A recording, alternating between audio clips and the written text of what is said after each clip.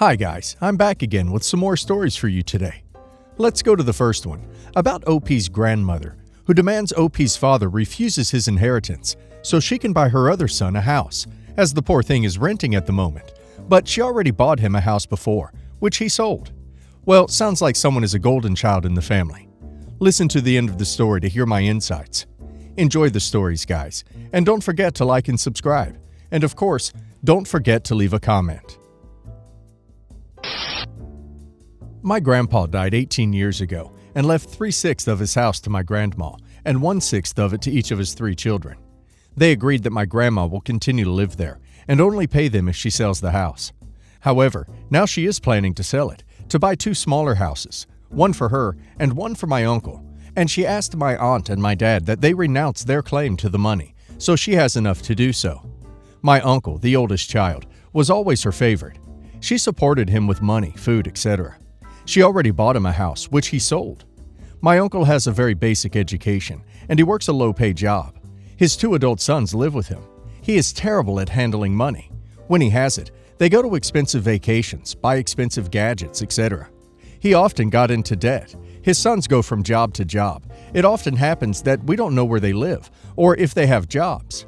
As far as I know, they are renting a place now, but can hardly cover the rent, because my cousins are unemployed. My grandma said that she wants to make sure that he has a home and is financially stable while she is alive, as this is important to her and would bring a great relief.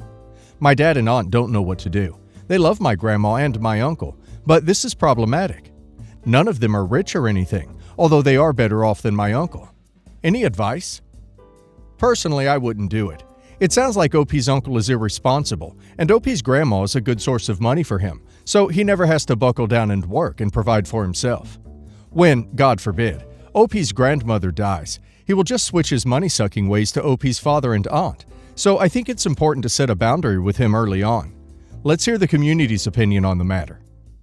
Four Eyes Tao says, if it is in the actual will that your dad will receive 1/6 of the house, then your grandmother would have to go through her lawyer to do what she wants.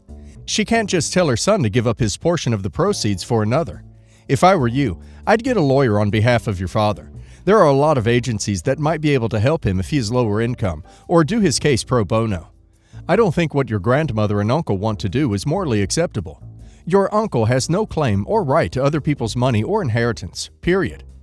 Deleted User says, don't let your father do it. As you said, your uncle is grandma's favorite, and I'm sure his lifestyle and financial decisions are mainly influenced by his mother spoiling and enabling him. All children should be equal, so your father deserves his share, and that should be the end of the subject. So this happened a few years ago, but my ex only just contacted me. A bit of backstory. When I was 22 male, I was friends with benefits with a girl who we'll call Amy. Amy and I were both adamant about being child-free, and we both took precautions against it. But somehow, despite being on birth control and using condoms, Amy ended up impregnated. As soon as she told me, I begged her to A. However, she decided to keep it, which pissed me off because until now, she had told me she 100% did not want children. But whatever, her body, her choice. After she had made it clear she was keeping the child, I told her I would pay support, but that's it. I didn't want the child to know that I was its father. I wouldn't be involved in its life. I didn't want to meet him. She agreed, and after finishing college, we went our separate ways. I moved to New York to pursue my career. She stayed in our hometown. Fast forward 7 years. I'm now making good money, settled down with a woman who I love, and we're planning on having our own kids soon. However, 3 years ago, I won a lot of money from the lottery. Picture 8 figures. We bought a house, gave a lot of money to our friends and family, bought a couple cars, and still had a sizable amount left, $6 million. We put it all in savings accounts and try to spend responsibly. This is the part where I may definitely be the a-hole. Amy contacted me a couple weeks ago on Facebook, sending me pictures of our son, Sam, asking how I've been and telling me about how he's doing in school, etc. Then she says she's struggling financially and she's lost her job. The child support isn't enough. She needs more money. I say no. I told you from the beginning that child support is the only thing I would give her. However, she's heard from a few of my hometown buddies that I won the lottery and is now demanding I give her more money to help with Sam. I now feel like I may definitely be the a-hole, especially with everything going on right now. I could definitely spare the money. It's more on principle that I'm refusing to give her the money. I feel no connection to this child whatsoever and feel no obligation to give more money. So, am I the a-hole for saying I won't give my ex any more money to help raise our child? Edit. Based on the replies and now that I've typed this out, I feel like you guys are right. I am the a-hole. It's not the kid's fault. And to be honest, I still think it's not really my fault. But whatever. I'm going to tell my wife about this situation and I'm going to set up a trust fund for my kid. Thank you all for your replies. Edit 2. I told my wife last night and she said she needed some time to think about it. This morning, she's announced she wants a divorce. Thanks for that stellar advice, guys. Also, now that I've told my ex that I'll set up a trust fund, it turns out she's found this ducking thread and is now planning on taking me to court. I was actually with OP when she went against OP's wishes because OP had no intentions of having children and a mutual agreement. But once OP mentioned he now wants kids, I can say he's in the wrong here. It isn't that OP doesn't want kids, it's that he doesn't want that kid. OP is intending on bringing other kids into the world while letting his firstborn suffer. OP's principles are seriously screwed up.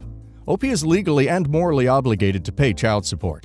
The fact that OP did not share the appropriate percentage of his lottery winnings with his son's mom is morally reprehensible.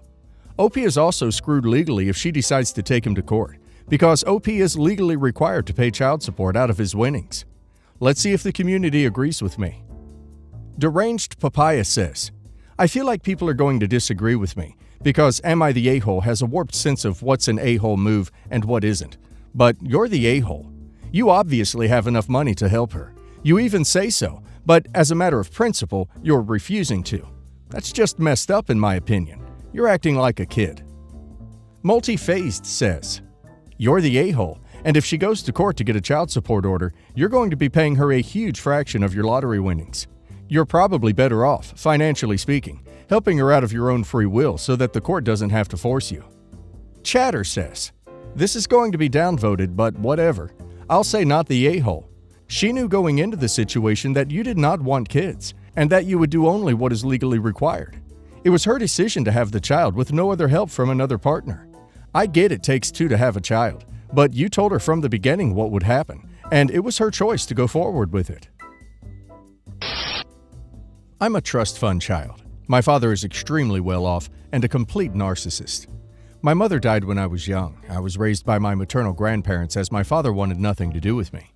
He would show up for a week or two at a time, set me up with money, and told me constantly how he wished I hadn't been born. So there's that. Anyways, a year ago I was contacted by this girl in her late teens claiming to be my half-sister and that she was reaching out because she wanted to get to know me. Now, I was skeptical and asked for proof, and she sent me pictures of her and my father at various ages. She seemed to have a really good childhood, and if I didn't know better, I'd say it wasn't even the same man. I asked for a DNA test just to be safe, and it confirmed we are related.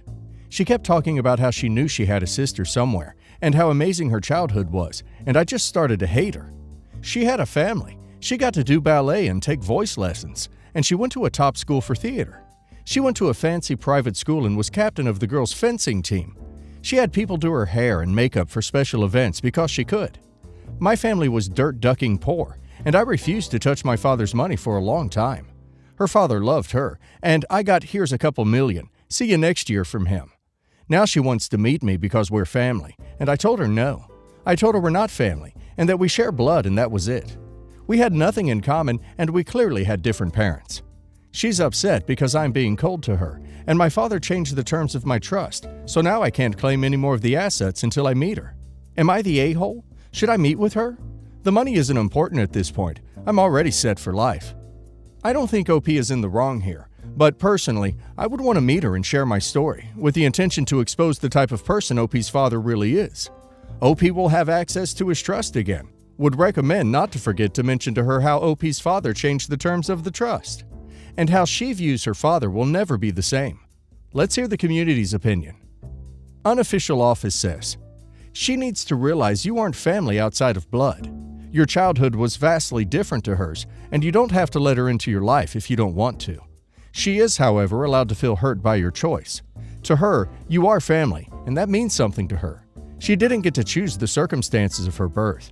I don't think you should punish her for having a childhood you couldn't. It's not her fault. It's your father's. CCCP9 says, not the a-hole. Damn if there isn't a lot of baggage here.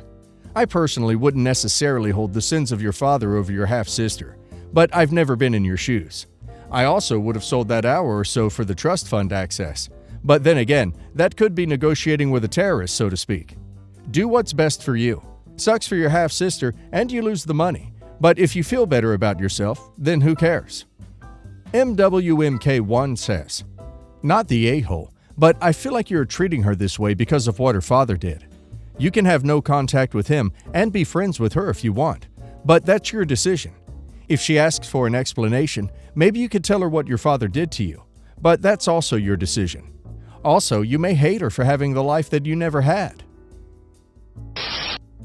My husband, 34 male, is a really brilliant pediatric surgeon, but he has a really bad time with finances and gets very anxious when he has to decide anything about finances. He went to therapy, used medication for his anxiety, but it hadn't gotten any better. The plot twist is, he comes from a very financially successful family. His parents have made a fortune out of stock markets, and all of his brothers, 2 older, 1 younger, are in the finance business. I, 32 male, am also in the financial sector, and I was a former employee of father-in-law's while I was in university. We met via him while my husband was an intern in med school. We dated for 2 years and got married in 2014. My husband is a really sweet guy. He is very good at his job, and he is respected among his peers. But when it comes to money, he is clueless. Before we got married, his parents and siblings were managing his money, and after we got married, I got the job. My husband does not want to know anything other than the amount of his spending money. He still doesn't understand how the markets work, even though he can basically create an intestine for a kid from zero. My parents don't approve of what I'm doing, and they think I'm wasting my life babysitting a giant man, but they stopped complaining about it. At least I thought so. Last week, I had my parents for a dinner in my house, and we said we were planning to have a baby via surrogacy. My husband's cousin volunteered to be the egg donor, and the surrogate and I will be the sperm donor. My parents said, "At least the genes are coming from people who have some basic life skills." My husband was shocked, and I said, "Excuse me?" My mom said to my husband, "Let's be honest, we love you, but you are nothing without him or your family, and you would probably be on the streets swimming in debt, and you're nothing good outside the hospital. You need constant help with daily life, and it is good that my son is going to be the main parental figure." My husband excused himself and left to our room. I was enraged and kicked my parents out of the house. After I comforted my husband, I called my in-laws, and when I told about what happened, they said they aren't technically wrong though. We all have backup plans, trust funds, etc. for him. They should be apologizing for their wording for sure, but they are not telling lies.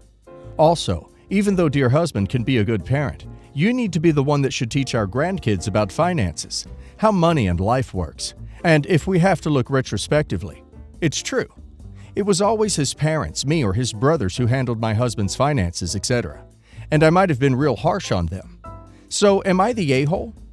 So what if he can't do finance things? Even if he wouldn't have OP or his family, he could just pay someone to do it. People have jobs doing this for other people. I don't see a problem.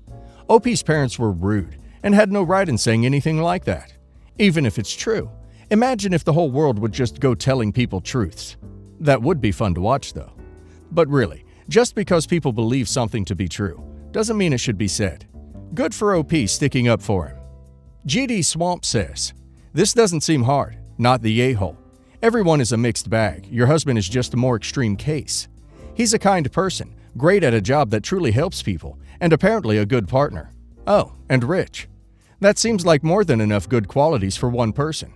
He's terrible with money, and so what? Being terrible with money is one of the reasons he's lucky to have you, just as you are clearly lucky to have him. It would be so much worse if he was bad with money but wouldn't admit it and insisted on handling the finances. Instead, he happily hands control to you, a person much better equipped for the job. Sounds like a great arrangement. Your parents are a-holes, with notions that a man who saves children's lives for a living can't be a real man if he doesn't balance the books. And his parents are being a bit a-holy as well. No wonder he has anxiety around money. He's surrounded by judgmental a-holes who think no amount of medical brilliance makes up for not being great with money." My brother-in-law lives in the Philippines, and my wife, 31 female, and I, 41 male, have been married for 9 years. We live in the US and make decent money. We are by no means rich, but can afford a vacation or two a year and own some real estate and businesses. My brother-in-law, let's call him Bill, recently had a falling out with the entire family, including my wife, while we were visiting, and said horrible, nasty things to everyone because he felt the family wasn't accepting his girlfriend into the family properly. She's quite arrogant and disrespectful. Bill said things that should never be said to the family, especially to his elders, uncle, sister, mother, etc. I wasn't involved in any of the drama and didn't get involved. I said nothing and had no part of it. However, since then, Bill won't talk to me at all. He hasn't replied to any of my calls or messages. He already owes me about $3,000 from a failed business venture of his, for which I lent him money a few years ago. I've dropped this and don't expect to ever get the money back. I never mention this to him or bring it up. It's over to me. I hold no grudges. That visit was maybe 8 months ago, and his girlfriend has since given birth. The baby was born quite prematurely and required an extensive stay in the hospital. The baby is now okay to go home. The hospital will not release the baby to the parents until the bill is paid in full. This is something common in the Philippines. They're basically holding the kid hostage until the hospital bills are paid in full, while they get higher every day. Bill still refuses to speak to me. Maybe because he's mad at my wife? I truly don't know. His mother has asked me to cover the hospital bill so the baby can go home. The bill is around $8,000. She's desperate and practically begging for the money, which I can understand because it's her grandson. I too am extremely worried about my nephew and want him out of the hospital. The only thing I ask is that Bill ask me himself and explain what his problem with me is and why he's cut me out of his life completely. I feel this is the least he can do if I'm to take $8,000 from my savings, unplanned for and difficult for us to afford, to pay for his child's medical expenses. He should at least talk to me, man to man, not have his mother do it for him. The mother told me that Bill said I don't need to ask him. If he wants to help, he will. I'm conflicted because the thought of the baby stuck in the hospital is extremely distressing, and I want the poor kid out of there. Then I wonder if, once the baby is released, we will even ever see the kid again, given how Bill has been behaving. I feel if Bill can't learn his lesson, to put his child before his own ego and pride, how will he be a father? Am I the a-hole for demanding that Bill speak to me directly and settling any problems he has with me before I send him a large charitable donation for his baby? This would literally take him a minute or two, but he outright refuses. Carpe Suprinide says, "Not the a-hole. This is a reasonable hill to die on. If people want to act prideful, they can pay their own bills." Spirit 1970 says, "You know if you give them the money, the requests for more are never going to end, right? If they can't afford the hospital bills, which they had 9 months to prepare for, how are they going to afford to raise the child? Not the a-hole." Prestigious Isopod 72 says, "OP, please contact the hospital directly to get the facts and a copy of the bill before you release money to anyone. This sounds extremely suspicious, and that's even before you look at brother-in-law's track record and behavior. Also, your condition that brother-in-law speak to you and explain himself first is 1000% reasonable. The child will not be trapped in a hospital until adulthood. That's ridiculous. Not the a-hole."